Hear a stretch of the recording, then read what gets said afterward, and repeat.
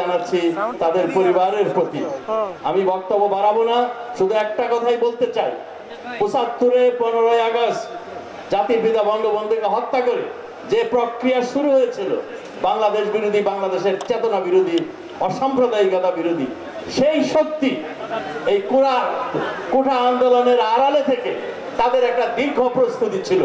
৭৫-এ যেমন সুপরিকল্পিতভাবে সুনির্দিষ্ট লক্ষ্য নিয়ে বঙ্গবন্ধুকে হত্যা করা হয়েছিল, এবারও তারা সুপরিকল্পিতভাবে অনেক প্রস্তুতি নিয়ে সারা দেশ থেকে জামাত, ছাত্র শিবিরের জঙ্গি, বিএনপির ক্যাডার, তাদের নিয়ে তারা সুযোগের অপেক্ষায় ছিল এবং এমন ভাবে আঘাত করেছে যে ধ্বংসলীলা চালিয়েছে।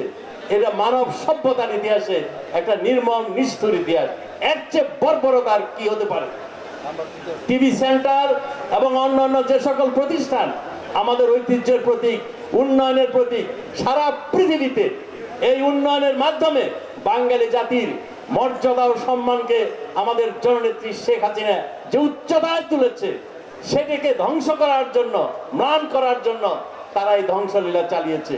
আমি শুধু এটুকুই বলতে চাই, আমরা যারা মুক্তিযুদ্ধের চেতনার পক্ষে জীবন বাজি রেখে যুদ্ধ করেছে দেশের সহস্র মায়ের ছেলেরা, কামার কুমার, রিকশাওয়ালা, মাঠের কৃষক, মাঝি, ঠিক সেই চেতনা নিয়ে এই শক্তির বিরুদ্ধে আগামী দিনে আমরা আবারও সংগ্রাম করব, এইটুকু আমি বলতে পারি।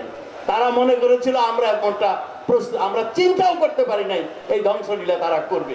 ইনশাল্লাহ আমরা যদি ঐক্যবদ্ধ থাকি, আমাদের ভুল বোঝাবুঝি কমে যায়, ইনশাল্লাহ কোন শক্তি নাই আওয়ামী লীগের মুক্তিযুদ্ধের চেতনার বিপক্ষে তারা জিতবে।